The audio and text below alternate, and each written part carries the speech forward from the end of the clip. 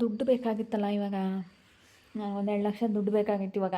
ಎಲ್ಲಾದರೂ ಹೊರಗಡೆ ಹೋಗೋಣ, ಏನಾದ್ರು ತಗೊಂಬರೋಣ, ಒಳ್ಳೊಳ್ಳೆ ಬ್ರ್ಯಾಂಡೆಡ್ ಬಟ್ಟೆಗಳು, ಶೂನು, ಚಪ್ಪಲಿ ಎಲ್ಲ ತೊಗೊಂಬರೋಣ ಅಂದ್ಕೊಂಡೆ. ದುಡ್ಡು ಬೇಕಾಗಿತ್ತು. ನಮ್ಮ ಅಕ್ಕನ ಕೇಳ್ತೀನಿ ಅದೆಲ್ಲ. ಒಂದು 2 ಲಕ್ಷ ದುಡ್ಡು ಬೇಕಾಗಿತ್ತು. ಅದಕ್ಕಾಗಿ ಏನೋ ಏನೋ ಯೋಚನೆ ಮಾಡ್ತಾ ಇದೆಯಾ ಪ್ರದಿ? ಏನಿಲ್ಲ ಮಾಮ, ಒಂದು 2 ಲಕ್ಷ ದುಡ್ಡು ಬೇಕಾಗಿತ್ತು. ಅದಕ್ಕೆ ಅಮ್ಮಯಿಂದ ಏನಾನ ಹೇಳ್ತಾಗ ATM ಐತೇನೋ, ಒಂದು 2 ಲಕ್ಷ ದುಡ್ಡು ಬಿಡಿಸ್ಕೋಬೇಕಾಗಿತ್ತು. ನಾನು ಸ್ವಲ್ಪ ಶಾಪಿಂಗ್ ಹೋಗ್ಬೇಕಾಗಿತ್ತು. ಒಳ್ಳೊಳ್ಳೆ ಟಿ ಶರ್ಟ್ಗಳು, ಬರ್ಮಡ್ಗಳು, ಹಾಗೆ ಶರ್ಟ್ಗಳು, ಪ್ಯಾಂಟ್ಗಳು, ಸ್ವಲ್ಪ ಹಿಂಗೆ ಒಳ್ಳೊಳ್ಳೆ ಬಟ್ಟೆ, ಶೂಸು ಎಲ್ಲ ತಗೋಬೇಕಾಗಿತ್ತು. ಅದಕ್ಕೆ ಒಂದು 2 ಲಕ್ಷ ದುಡ್ಡು ಬೇಕಾಗಿತ್ತು. ಸ್ವಲ್ಪ ಬಟ್ಟೆ ತಾಮಕ್ಕೆಲ್ಲ 2 ಲಕ್ಷ ದುಡ್ಡು ಖರ್ಚು ಮಾಡ್ತೀಯಲ್ಲೋ. ಅಲ್ಲ, ನಿನಗೇನು ಅನ್ಸಲ್ವೇನೋ? ಸ್ವಲ್ಪ ಕೂಡಿಟ್ಕೋಬೇಕು ದುಡ್ಡ. ಐತೆ ಅಂತೇಳಿ ಹೆಂಗೆ ಬೇಕು ಹಂಗೆ ಖರ್ಚು ಮಾಡೋದು ಒಳ್ಳೇದಲ್ಲ ಕಣೋ. ಅಯ್ಯೋ, ಯಾಕೆ?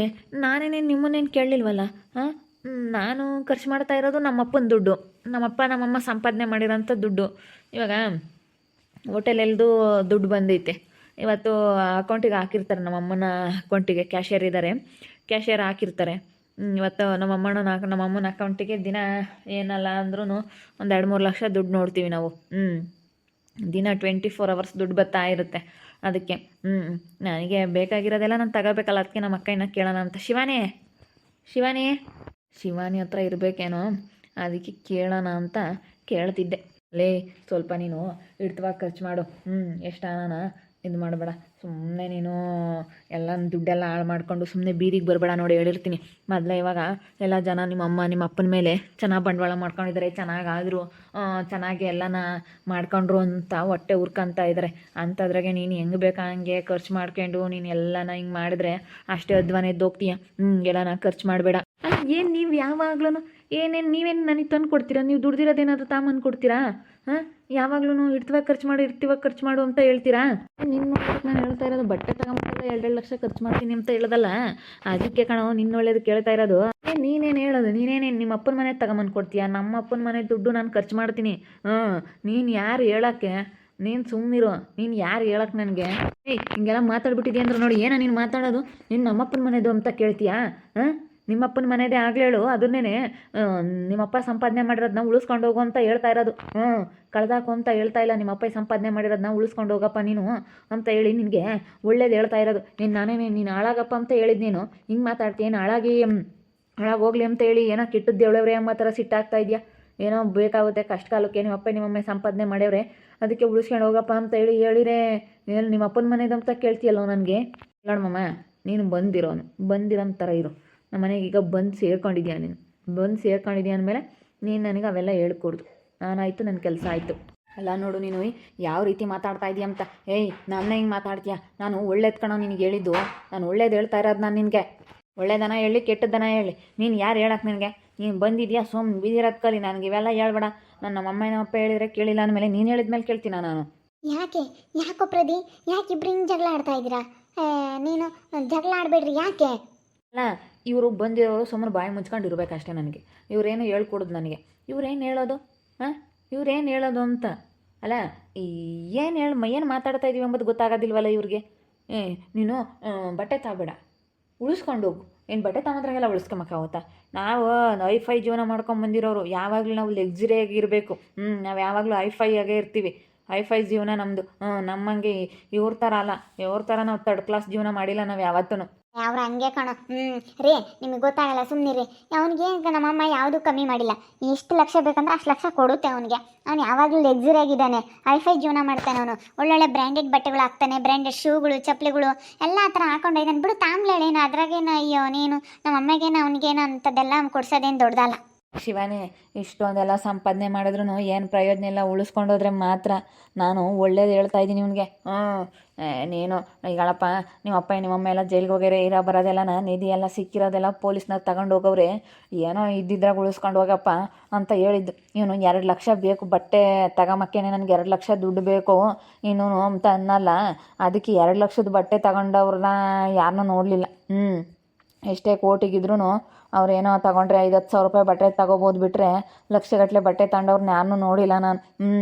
ಎಂಥ ಕೆಲಸದವರು, ಎಂಥ ದೊಡ್ಡ ಶ್ರೀಮಂತರು ಎಲ್ಲರನ್ನೂ ನೋಡಿದ್ದೀನಿ. ಎಂತೆಂಥ ದೊಡ್ಡ ಕೆಲಸದಾಗಿದ್ರೂ ಯಾರೂ ಹಿಂಗೆ ಮೆರೆದಿಲ್ಲ ಕಣೋ.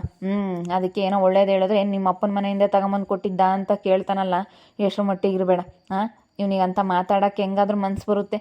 ಹೆಂಗೆ ಮಾತಾಡ್ತಾನಲ್ಲ, ನೀನೇನೇನು ನಿಮ್ಮ ಅಪ್ಪನ ಮನೆಯಿಂದ ತಂದು ಕೊಟ್ಟಿದ್ದ ಅಂತ ಕೇಳ್ತಾನೆ. ಅಪ್ಪನ ಮನೆಯಿಂದ ಎಲ್ಲರೂ ತಂದು ಕೊಡೋಕ್ಕಾಗುತ್ತಾ? ಅಪ್ಪನ ಮನೆಯಿಂದ ತರೋಕ್ಕಾಗುತ್ತಾ ಹೇಳು? ಹಂಗೆಲ್ಲ ಮಾತಾಡಬೇಡ ಕಣೋ. ಹಂಗೆಲ್ಲ ಮಾತಾಡಬೇಡ. ನಿಮ್ಮ ಮಾವನಿಗೆ ಸ್ವಲ್ಪ ಮರ್ಯಾದೆ ಕೊಡು. ಹಂಗೆಲ್ಲ ಮಾತಾಡಕ್ಕೆ ಹೋಗ್ಬೇಡ ನೀನು. ಮತ್ತು ನನಗೆ ಹೇಳ್ಕೊಡ್ದವ್ರು, ನನಗೆ ಯಾರು ಅವ್ರು ಹೇಳೋಕ್ಕೆ? ಹಾಂ, ಹೇಳಬಾರ್ದು ಅಷ್ಟೇ.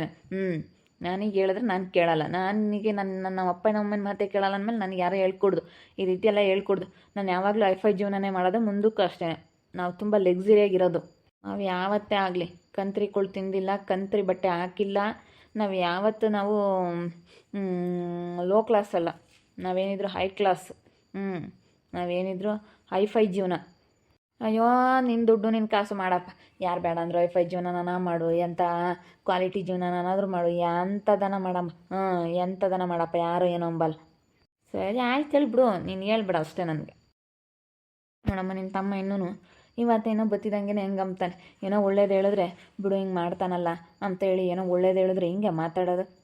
ದುಡ್ಡೆಲ್ಲ ಖರ್ಚು ಮಾಡ್ಕೊಂತಾನಲ್ಲ ಅಂತ ಹೇಳಿ ಏನೋ ಒಳ್ಳೆ ಮಾತನಾಗೆ ದುಡ್ಡು ಖರ್ಚು ಮಾಡಿಬಿಡ ಕಣಪ್ಪ ಅಂತ ಹೇಳಿದ ತಪ್ಪ. ಅಯ್ಯೋ, ನೀವು ಹಂಗೆ ಹೇಳ್ತೀರಾ. ಆದರೆ ಅವ್ನು ಕೇಳಲ್ಲ. ಯಾವಾಗಲೂ ಅವರು ನಮ್ಮಮ್ಮ ಆ ಥರನೇ ಅವನಿಗೆ ಬೆಳೆಸಿರೋದು. ಅವನಿಗೆ ಕೇಳಿದ್ದು ಕೊಟ್ಟು, ಅವನಿಗೆ ಎಷ್ಟು ಕೇಳಿದ್ರು ನಮ್ಮಮ್ಮ ದುಡ್ಡಿಲ್ಲ ಅಂಬಲ್ಲ. ಯಾವುದ್ರಾಗೆ ಆಗ್ಲೇಳು ದುಡ್ಡಿಲ್ಲ ಅಂಬಲ್ಲ. ಏನು ಬೇಕಂದ್ರೂ ನಾನು ಹಂಗೇನೆ. ಅವ್ನು ಬಟ್ಟೆ ಹಾಕೋ ಬಟ್ಟೆಗಳೆಲ್ಲ ಕ್ವಾಲಿಟಿ ಬ್ರ್ಯಾಂಡೆಡ್. ಅವನ್ನೆಲ್ಲ ಲೋಕಲ್ ಯಾವುದೂ ತಗೊಳ್ಳಲ್ಲ, ಎಲ್ಲ ಬ್ರ್ಯಾಂಡೆಡ್. ಹೈ ಕ್ವಾಲಿಟಿ ಬಟ್ಟೆಗಳು ಎಲ್ಲ, ಶೂ, ಚಪ್ಪಲಿ ಎಲ್ಲ ಅವ್ನಿಗೆ ಬೇಕಾಗಿರೋ ಅಂಥದ್ದೆಲ್ಲ ಹೈ ಕ್ವಾಲಿಟಿ ಬ್ರ್ಯಾಂಡೆಡ್ ಯೂಸ್ ಮಾಡೋದು. ಅವ್ನು ಯಾವುದು ಲೋಕಲ್ ಯಾವುದು ಯೂಸ್ ಮಾಡಲ್ಲ, ಎಲ್ಲ ಬ್ರ್ಯಾಂಡೆಡ್ಡು. ಎಲ್ಲ ಅವ್ನಿಗೊಂಥರ ಹೈಟೆಕ್ ಆಗಿರಬೇಕು. ಯಾವುದೇ ಆಗಲಿ, ಈಗ ಮನೆಗೆ ಐಟಮ್ ತರಲಿಲ್ಲ, ಹೈಟೆಕ್ ಜಾಸ್ತಿ ದುಡ್ಡು ಕೊಟ್ಟರು ಪರವಾಗಿಲ್ಲ, ನನಗೆ ಹೈಟೆಕ್ ಆಗಿರಬೇಕು. ಆ ರೀತಿ ಅವ್ನು ಯೋಚನೆ ಮಾಡೋದು ನನ್ನ ತಮ್ಮ. ನೀವು ನಿಮ್ಮ ಮನೆ ಥರ ಇವನಿಗೆ ಬುದ್ಧಿ ಹೇಳೋದೆಲ್ಲ ಮಾಡಬೇಡ್ರಿ. ಅವ್ನು ದುಡ್ಡು, ಅವ್ನ ಕಾಸು ಇವಾಗೇನು ಏನು ಅಂಥದ್ದು ಅವನಿಗೇನು ದುಡ್ಡು ಕಾಸಿಂದೇನು ಬರ ಬಂದಿಲ್ಲ. ನಿಧಿ ಹೋದ್ರೂ ನಮ್ಮ ಅಮ್ಮಂದು ಇನ್ನೂ ನಿಧಿ ಅದ್ರ 2ರಷ್ಟು ಮಾಡಾಕೈತೆ. ನಿಧಿ ಎಷ್ಟು ಸಿಕ್ಕೈತೆ ಅದ್ರ 2ರಷ್ಟು ಮಾಡಾಕೈತೆ ದುಡ್ಡ. ನಾನು ಒಳ್ಳೇದು ಹೇಳಿದ್ದು ಶಿವಾನಿ. ನಿನ್ನ ತಮ್ಮನಿಗೆ ನಾನೇನೇನು ಕೆಟ್ಟೋಗೋದು ಕೇಳಿದ್ನ, ಅವ್ನು ಚೆನ್ನಾಗಿರಲಿ ಅಂತ ಹೇಳಿ ಉಳಿಸ್ಕೊಂಡು ಹೋಗಪ್ಪ, ನಿಮ್ಮ ಅಪ್ಪ ನಿಮ್ಮಮ್ಮ ಮಾಡಿರೋದ ಅಂತ ಹೇಳಿದೆ. ಹಿಂಗೆ ಐಫೈ ನನಗೆ ಜೀವನ ಬೇಕು, ನಾನು ಹಂಗೇ ಬದುಕಿರೋದು, ನಾನು ಹಂಗೇ ಇರೋದು ಅಂತಂದರೆ ನಾನು ಇನ್ನೇನು ಮಾಡೋಕ್ಕಾಗುತ್ತೆ. ಏನೋ ಒಳ್ಳೆ ಮಾತು ಹೇಳಿದ್ನಮ್ಮ, ಬಿಡು. ಅವ್ನಿಗೆ ಅದನ್ನು ಕಂಡು ಹೇಳೋದಿಲ್ಲ. ಅವನು ಒಂಥರ ಉರ್ಕ ಕಣೆ, ಏನಾನು ಹೇಳಿದ್ರೆ ಸಾಕು ಉರ್ಕಂತ ಇರ್ತಾನೆ. ಬಲು ಸಿಟ್ಟು ನಿನ್ನ ತಮ್ಮನಿಗೆ. ಸಿಟ್ಟು ಅಂತ ಎಷ್ಟು ಸತಿ ಹೇಳ್ತೀಯ. ಭಾಳ ಸಿಟ್ಟು. ಏನು ಮಾಡೋದು, ಅವನೊಂಥರ ಹಂಗೇನೆ. ನಮ್ಮ ತಾತ ಇತ್ತಲ್ಲ, ಅವರು ನಮ್ಮ ತಾತನ ಥರ ಅವನು. ನಮ್ಮ ಬಮ್ಲಿಂಗ್ ತಾತ ಇತ್ತಲ್ಲ, ಬಮ್ಲಿಂಗ್ ತಾತನ ಥರ ಅವನು. ಆ ಥರ ಅವನು ನಮ್ಮ ತಾತನ ಥರ ಬಲು ಸಿಟ್ಟು ಅಂದರೆ ಸಿಟ್ಟು. ನನಗೆ ಯಾಕೆ ಹೇಳಕ್ಕೆ ಹೋಗ್ಬೇಡ, ನೀನು ಸುಮ್ಮನಾಗ್ಬಿಡು. ಅವನು ಸಿಟ್ಟು ಜಾಸ್ತಿ. ನಮ್ಮ ಅಪ್ಪ ನಮ್ಮಮ್ಮನ ಮಾತೇ ಕೇಳಲ್ಲ, ನಿನ್ನ ಮಾತು ಯಾಕೆ ಕೇಳ್ತಾನೆ? ಸುಮ್ಮನಿದ್ಬಿಡು. ಅವ್ನಿಗೇನು ಹೇಳಕ್ಕೆ ಹೋಗ್ಬೇಡ. ಅವ್ನು ಯಾರಾದರೂ ಹೇಳಿದ್ರೆ ಅಷ್ಟೇ ಅವನು ಹಂಗೆ ಸಿಟ್ಟು ಮಾಡ್ಕೊಳೋದು. ಇನ್ನು ಅಲ್ಲಿ ಹೋಗಪ್ಪ, ಸುತ್ತಾಡಪ್ಪ ಚೆನ್ನಾಗೆ, ನೀನೆಲ್ಲನ ಎಂಜಾಯ್ ಮಾಡು ಅಂತ ಹೇಳೋದು ಅವ್ನಿಗೊಂಥರ ಖುಷಿ. ನೀನು ದುಡ್ಡು ಉಳಿಸ್ಕೊಂಡು ಹೋಗು ಹಂಗೆ ಹಿಂಗೆ ಅಂತ ಹೇಳಿದ್ರೆ ಅವ್ನಿಗೆ ಸಿಟ್ಟು ಬಂದುಬಿಡುತ್ತೆ. ನನ್ನ ತಮ್ಮನಿಗೆ ಏನಾದರೂ ಹೇಳಿದ್ರೆ ಆಗಲ್ಲ. ಅವ್ರ ಮಾವನ ಮೇಲೇ ಸಿಟ್ಟು ಮಾಡ್ಕೊಂಡು ಹೆಂಗೆ ಬೈದ್ಬಿಟ್ಟು ಏನು ಮಾಡೋದು. ಇಬ್ರಿಗೂ ಆಗೋದಿಲ್ಲ. ಇವರು ಸುಮ್ಮನಿರಲ್ಲ, ಅವನು ಸುಮ್ಕಿರಲ್ಲ. ಹೆಂಗೆ ಮಾಡಬೇಕು ಏನೋ ಒಂದೇ ಮನೇಲಿ. ನಾವು ಬೇರೆ ಇವಾಗ ಮನೆ ಬಿಟ್ಟು ಬಂದಿದ್ದೀವಿ, ಹೆಂಗಿರಬೇಕು ಏನೋ ಅನ್ನಿಸ್ತೈತೆ. ನೋಡ್ತಾ ಇರಿ, ಇನ್ನೇನು ಆಗ್ಬೋದು ಅಂತ ಮುಂದಿನ ಭಾಗದಲ್ಲಿ ನೋಡ್ತಾ ಇರ್ರಿ.